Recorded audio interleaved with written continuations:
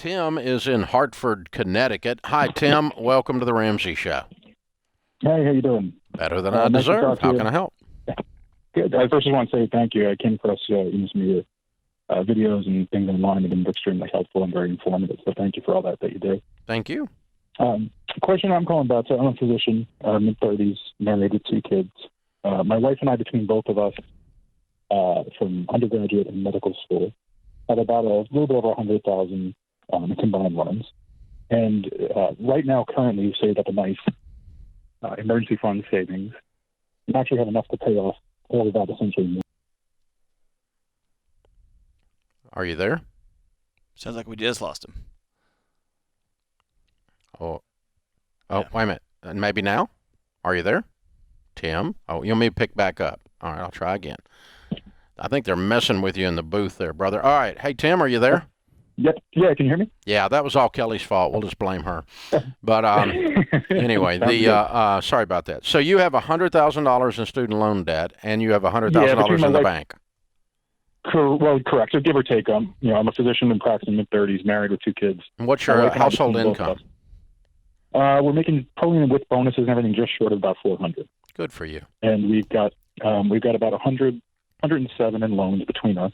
Mm-hmm. I've got 50 in savings and about 130 in checking that has sort of been earmarked to pay off the loans and obviously things along those lines. Mm-hmm. Okay. The cars are paid off for a few years, very reasonable. So your question is what, Tim? Question specifically is, with all the pending legislation and discussion about loan forgiveness out there, and where my wife and I are kind of divided on this to get a second opinion, essentially just to pay this all off or ride this out, keep making payments and see what's potentially going to come over the next year or several years with regard to loan forgiveness.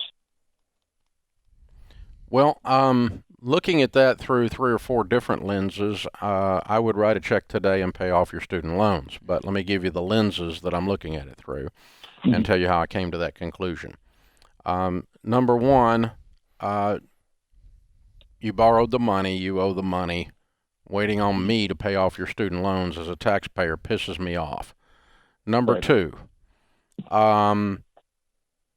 if they do pass this legislation, there's not any legislation. There's been a lot of discussion. I have never seen anyone except the very far edge fringe of the left suggesting any more than $50,000 worth of forgiveness, and a lot of the forgiveness proposals that have been floated are limited for high-income earners. So on a practical basis, if it did come through, it's probably not going to pay off all of your loans, and if it did come through, you are a real candidate for it being limited. It seems to be aimed at, there's a discussion of up to $50,000, there's a discussion of $10,000, and a lot of the discussions were income limited, meaning that if you were making the kind of money you're making, you wouldn't qualify because you're an evil rich person and you must be punished in socialism. So the third thing is, just as a matter of philosophical, even theologically, the way I live my life, I just have never met anyone who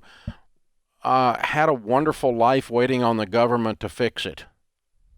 Right. And so I just resist the whole idea of those idiots are coming to the rescue, because I'm old and I've never seen them do it. Right. All they've ever done is take. All they've ever done is take Yeah. from me. They've never given me anything. Now they talk a lot, and there's a lot of, if words were, if you could monetize their words, we'd have had some money. But they just talk.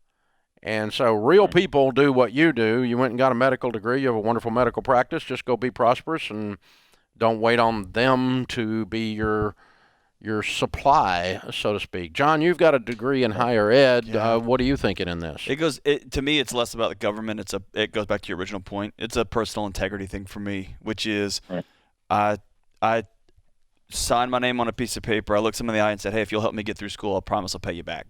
And man, you're making $400,000. I'd write this check today and high five my family and take my family out for a debt-free dinner tomorrow night. Right. Well, combined between my wife and I, but I understand your point. That's what we've kind of been wrestling with, is that we're obviously, doing well. We've been able to save and lived very moderately to save what we've done. Right. Well, and not you're try going to, not to you're going to be actively worth, overspend it. you're going to have an incredible net worth, and I don't want you to have anything but that. Yeah. I really don't. People are like, well, medical doctors make too much. Listen, I don't want people that aren't good at their medical practice working on me. They keep you alive. I don't want them practicing on me, so practice on somebody else. But, I like my doctor being expensive. Yeah. It's preferable to me. I'm really happy when the dentist drives a really nice car. That probability he's not going to hurt me, and I'm pretty much a sissy. So, I like that. I want to do business with successful people, and their successful is showing up in their wallet. So I'm proud for you, Tim, that you're making all this money.